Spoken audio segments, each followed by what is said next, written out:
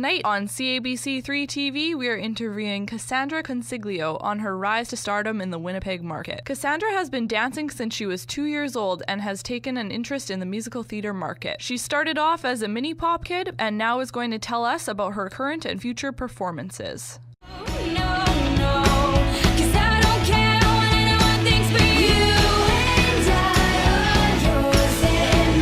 How did you get into mini pop kids? My musical theater teacher at my dance studio, we became very close, and she is kind of like my mentor.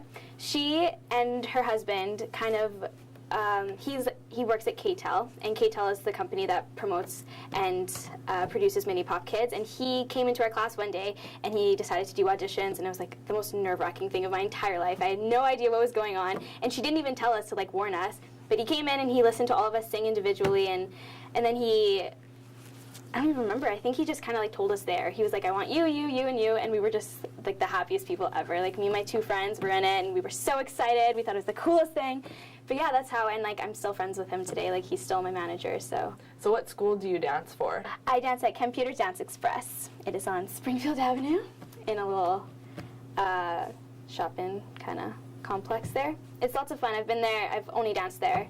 Lots of people sometimes move around studios, but I've just been there, and they're great. It's like my second home, my family, and I love them all so much. So, what other performances have you been in? I have performed in Rainbow Stage shows. My first Rainbow Stage show was Joseph and the Amazing Technicolor Dreamcoat. I was a part of the children's chorus, which was so exciting for me because I've been like in love with Rainbow Stage. I went to see my first show was actually Joseph when they first did it, and ever since then, like I was like, I'm gonna make it into Rainbow Stage one day, and I auditioned and I auditioned, and I got sent home and said no so many times. It was unbelievable, but I finally got in for that. And then I was in Annie. I was the role of July, which was like my first kind of like role. I had a name, so it was so exciting for me. And then this last summer, I was in Mary Poppins, which was so much fun. And I was a part of the ensemble, and I was one of the dancers. And then this coming up summer, I'm also on Rainbow Stage for Little Mermaid. What would you say your biggest accomplishment is? I think that it hasn't happened yet. I feel like in my life, I've really liked staying focused on what I want to do with my life and what is important in my life. And I think like a big accomplishment for myself is like having my family always there in like everything I do. I always try and make sure it gets kind of busy and like kind of crazy sometimes, but my family always comes number one for me, and I'm really happy to have such an amazing family and so thankful for them. So I think a big accomplishment is like having this crazy life, but still being able to have my family there and support me and still be there for them. So yeah. In another group too, 5 Times Fun. How did that get started?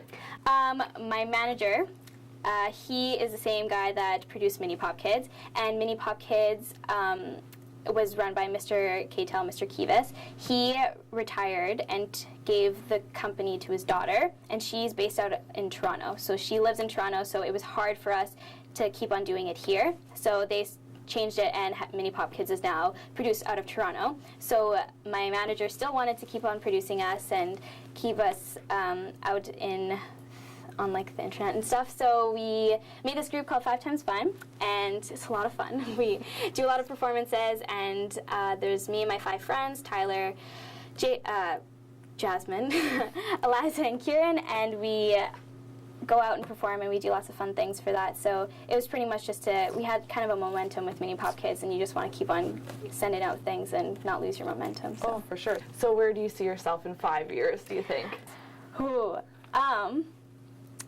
I want to pursue musical theater. That's what I want to do as my career. So it's kind of a hard business in the sense that you don't know what's going to happen. You have no idea. You can go and do amazing, like, crazy auditions and not get anything, or you can go and do one audition for like a crazy role and get it, and then like have a job for like a year and a half, and like it's a crazy business that you have no idea what you're getting yourself into. But I love it so much, and that's like the risk I'm willing to take for it. But I really want to be out of Winnipeg. That is a big goal of mine, to go out maybe in Toronto or New York or somewhere and just like still performing, because that is what I would love to do with my life, and I hope I can still continue to pursue it after I'm out of high school. So we can't wait to see you in The Little Mermaid this summer, and hope to see you on Broadway one day. For CABC3 TV, I'm Carly Keena.